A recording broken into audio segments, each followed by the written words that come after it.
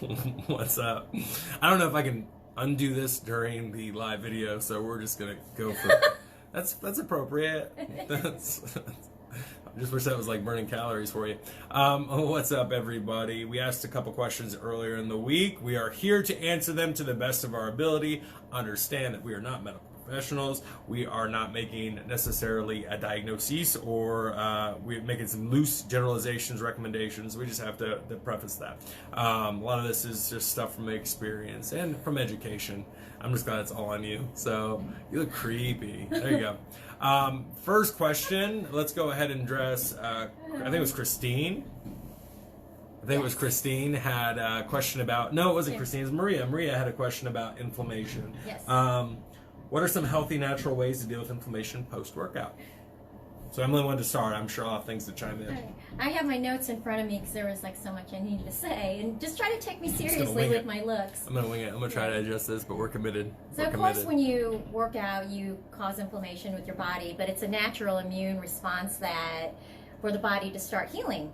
So the best thing to do is after you work out that you either supply it with some kind of healthy food. I gotta do it. Knew I was gonna regret it. Yeah, with foods, or like with me, I always like to start off if my muscles are super sore. I know most people think this is crazy, but I love to do ice baths. Especially if I have like high mileage and I'm sore, and most of the time when people want to do ice baths, they just want to get their legs. I'm like, nope, put it up to your belly button because you got to get those hip flexors in. So the minimum of it is 10 minutes, but I end up playing on my phone and I'm doing an ice bath for at least 30 minutes. And you did something that was really cool because I really wanted cool, fun, right? Mm-hmm. I love cold therapy in general. You know, when it's negative something degrees outside, I'll leverage that. I'll go outside, I'll hang out and just work on some breathing. But ice is pretty expensive, and I don't have a great bathtub. You freeze ice packs, right? Yeah, big ice packs. Yeah, how many I think I had about 6 of them in there. Okay. And it stays cold, so much colder than regular ice cubes anyway, because ice cubes melt, the ice packs stay. So yeah, I had the ice packs in and was in there for about 30 minutes. Massages. Yeah, but the minimum is 10 minutes. But again, I was playing on my phone and watching my cat play in the water too. But anyway, massages are great. I also have my TENS unit. I like to put my TENS units on my muscle so it does a deep penetration massage on there. Of course, try to manage your stress level, control your blood sugar, drink water. The other night at the education piece, I talked about replenishing your electrolytes because when you burn carbs, you lose electrolytes. So replenish your electrolytes. Avoid processed type foods. That's key. Avoid steroids that enhance your muscle growth. Protein foods. There's protein foods. And then carbs. Yes, you also want to replenish with carbs because when we work out, we sacrifice carb calories for protein calories. Therefore, you will have carb glycogen depletion, which leads to chronic fatigue and loss of stamina. So protein and carbs. Inflammatory foods. I had to make sure I wrote all this down. Eat foods with high in omega-3 fatty acids, or even like fish. Yeah, well, that's omega-3s. Yeah. Turmeric and ginger, fermented. Turmeric. Yeah, turmeric. Turmeric. Can you say that holding your tongue? Turmeric. Hold your tongue and say turmeric. Turmeric. Eat more fermented foods like Greek yogurt, kefir, or is it kombucha? Kombucha? I don't know. Yeah. I don't know. Most people don't really like to drink that, but my wife likes it. They make some teas. Aldi has some tea. They have some really good ones. Aldi has some tea. Pineapple, more leafy greens, no refined sugars. Cool with extra cool. I don't know why I put cool. Cook. It's supposed to be cook. Cook with extra virgin olive oil. No processed foods. Whole foods. Eat more avocado. And then I'm going to ask you this: how do you feel about the CBD creams?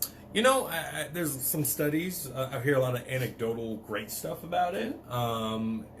Get third-party tested CBD if you're going to do it, because there's a lot out there. I mean, you can get it at the gas station. I don't know how good that stuff is. Family Video has it now. I've got no idea how good that stuff is. Running Center has it. Running Center, and I'm sure the brand over here, I mean, they tend to do their due diligence. There's one, I know, Pure Spectrum, I've heard really good things about. Right now, I think the best way to get it, because CBD oil is not bad, it's non-hallucinogenic, it's not THC, but most of your CBD products are from hemp extract. there's some better stuff that you can get now in Springfield. But I think there is enough anecdotal evidence and enough studies to show that it can be very beneficial for things like inflammation. I can honestly attest that I have, before it became legal here in Illinois, my oldest son lives in Seattle. So when I went to Seattle, he introduced me to, it looks like a glue stick actually. And whenever and I did not. And it does have the real stuff in it. It has from the cannabinoid. Yes. Right. So this was like the real deal glue stick looking thing.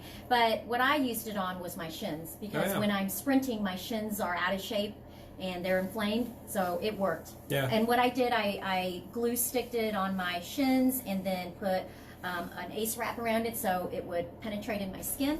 And it did. It helped me out a lot. Yeah, again, I've heard nothing but positive things from people who've used really quality products. Yes. You nailed, I think, pretty much everything that I did. Sauna's another one I didn't hear in there. Sauna, you do a little bit before, a little bit after. 10 to 15 minutes is kind of the range. If you don't want to worry about a cold bath or go outside, you know, a cold shower does wonders. It's great for, obviously, mental toughness too, but I end every day with a cold shower. Actually improves quality of your sleep. Sleep also helps with inflammation. The big thing for me, what you talked about, removing processed carbohydrates, processed sugars, it's very inflammatory. So if you remove those things from your diet, or much of those things from your diet, you will feel 10 times better. Omega-3s are anti-inflammatory. A lot of what we eat, and I've talked about this ad nauseum, but a lot of the things that we get have omega-6 fatty acids in them because they're processed. Those are inflammatory. So we want to kind of balance that out with omega-3s. If we're not getting a lot of fish, we're not getting things like flaxseed, buying a good product, you know, to help kind of offset. Third-party tested, again, I can't stress that enough, because at least you know what's in it. I think those are all great ways to manage. A massage gun, you know, if you can't afford a 50, you know, I makeshift one that was about $150 with a reciprocating saw. It's amazing. It's a game changer. Yeah, it's amazing. I'll show you how to bring it in. It's a little loud, but it gets in deep to the muscle. Tim Tam's another one that's really good. You can generally find for around $200 on sale. Theragun's an excellent brand. That's about $600-700. And there are a lot of ones you'll see like on Wish that are like, well, they're like the off-brand. They're like the off-brand. And, you know, maybe not quite as good in quality, but, you know, you were spending $25 as opposed to $700. So, you know, those are great ways to deal with inflammation. Stretching, yoga, foam rolling, all of those things can go a long way, too. Yep, those are good, too. Yep. All right, so let's go, Christina. This is a good question. Sorry, Christine. This is a good question. How do I know what calorie range? I don't know that. They're always listening. They're always listening. How do I know what calorie range that we should be in? If you do an in-body weigh-in, which everybody should have by now, you're going to see something there called a BMR. That's your basal metabolic rate. That's how many calories you burn by being alive. Okay? So let's just say if that's how many calories you are consuming and you are doing more than just being alive, you will lose weight. Everybody's a little different. The gold standard for calories by the FDA is 2,000. I think that's actually pretty solid if you focus on good quality calories in a balanced plate. I like to come up with a little bit of easier math for this. To lose weight at roughly a rate of a pound a week, multiply 10 calories by your body weight. So if I'm 200 pounds, around about 10 calories is about 2,000 calories a day.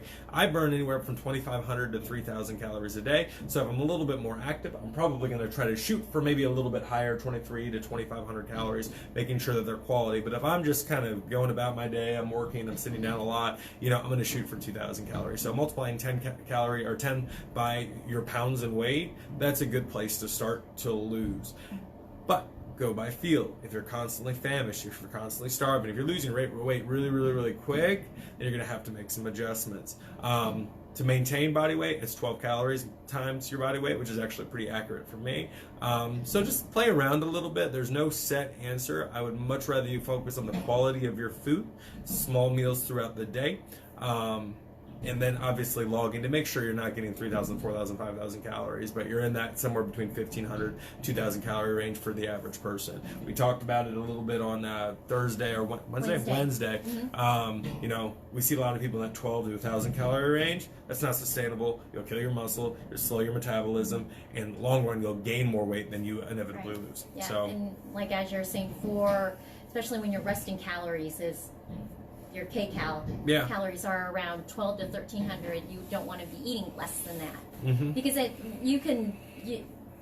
remember, you don't have to move throughout the whole day and you're still burning calories, and so you are eating less than the calories than you are naturally burning anyway. That's not a good thing. No, so and be reasonable, sustainable. I know I made a post that ticked off a lot of people about keto. I'm not against any diet really. I mean, maybe like carnivore, something extreme like that. Just make sure it's sustainable, and low calorie long term is not sustainable. Inevitably most fall, so just always keep that in mind. So 10 times your body weight, that's a good place to start. 10 times your body weight. 10 times your body weight. That's good. Barb had a good one. In regards to those of us who are broken, you're not broken, you have a bum shoulder, it's okay. What can we do outside the gym to help mend? So I think you talked a little bit about more calories to help your body heal. And there's actually some great logic to that. You do need calories to heal. You do need to feed the machine, right? Most of us have a kinky something or other. All right, so for me, I got some low back issues. My left shoulder's a little tight, you know, been active for a long time, and comes at a cost, especially when you're not perfect at all times. But understand that there are lots of things that you can do on with three limbs as opposed to four, right? So if your shoulder's hurting, working out your right side, if your left side is broken, is perfectly acceptable. Doctors often recommend that, let's say if they put me in a cast, that I work out the side that is good, because your body has this mechanism inside of it that likes to maintain balance and equilibrium. Yes. And so if I work that side that is not injured, I can help spare and maintain muscle in the leg that is injured. So just keep that in mind. But you must communicate that to your trainer as well. You must communicate that to the people you're working with. If I don't know you're injured, if I don't know that that's hurting, and I have to read it by the pain I see in your eyes, we're already a little too late, right? So don't suck it up. Baby it, rest, ice, compression, elevation. Those are those are all really, really good things. But as far as your calories go, you've got your goals. I'm going to say stick with what I told you before. 10 to 12 calories per. You don't really need to change your diet too significantly unless you're very, very injured. You're trying to maintain weight because, obviously you can't move. Yes. Because if it's your shoulder that's injured, doesn't mean that you still can't do core. Still doesn't mean you could do walking on the treadmill or biking or squats or something. Yeah. It doesn't mean that you have to still work that out. As you're saying, you can still stabilize it, but you have other limbs that you can work out. If it hurts, don't do it. Yeah. But again, you've got 3 limbs that are working in your core. And your nutrition. And your nutrition. Yes. Making sure that's extra clean because you're not going to be able to work out quite as hard. Yes. If you're determined, you'll find a way. Absolutely. And then tell us, we'll help you. Renee had the best question I get to answer. Now, Renee, I'm assuming this is not you. If someone just absolutely cannot or will not eat their veggies and fruits, what should they do? They should eat their veggies and fruits. That's what they should do. They should be an adult and eat their veggies and fruit. I don't like vegetables particularly. I mean, I've got some stuff I like. Now I've powered through it so often that when they're there, great. I'm actually occasionally eating a salad, which almost never happened.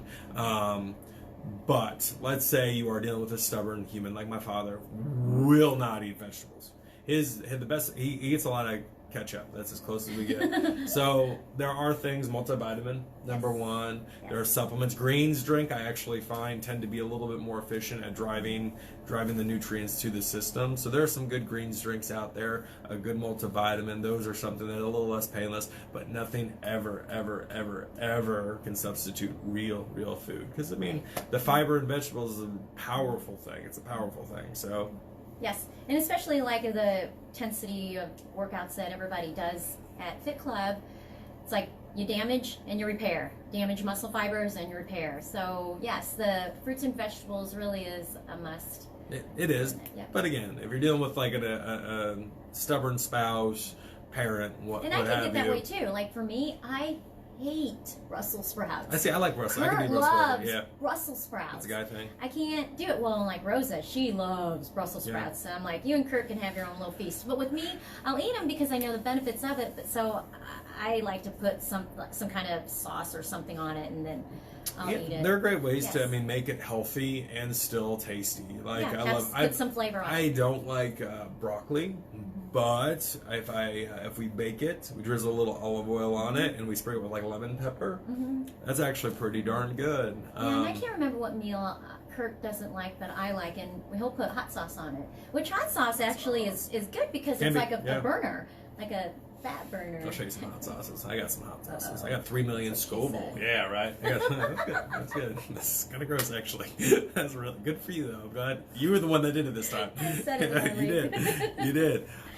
So yeah, but also the benefit of vegetables, and this is actually something I started to use when I'm trying to lose weight, is I eat a salad at the beginning because vegetables aren't 0 calorie, but a lot of times the calories that you burn trying to metabolize and digest vegetables counteract how many calories are actually in the vegetables. So it's kind of like a win. So it fills me up without giving me a lot of things that I'm going to store. And then I'll go on and I'll have my dinner, which now that I'm already starting to get full, slows me down a little bit, and then I'll eat a little bit less for the main meal. And I have to admit, before I changed my nutrition towards plant-based, that I would not eat any vegetables at all. But then when I started to really correlate what my life was leading to as I gotten older, then it was just like a must. It's like, okay, I want my cholesterol to be better. I want to feel healthier. I want my workouts to, I don't want to feel so sluggish. So just knowing that the benefits of what fruits and vegetables did for me, that's all I ever do now. Yeah. Mostly. Yep. Mostly. I do sometimes. All right, I think that was all of the questions. Hopefully we answered to your satisfaction. If not, though, don't hesitate to comment on this video, and we can go a little bit more in depth. We do a funny face again. I don't know how. I didn't realize I turned it off, but there. it was. Yeah, it was something. Face. Well, I don't know if I can. Oh, what's that?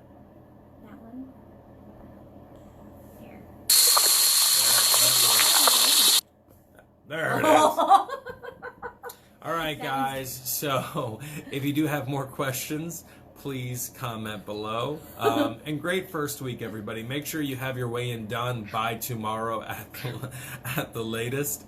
And then next week, we're getting into the rhythm. So good work, and thanks, guys. That was funny. Well. That's a good way to end it.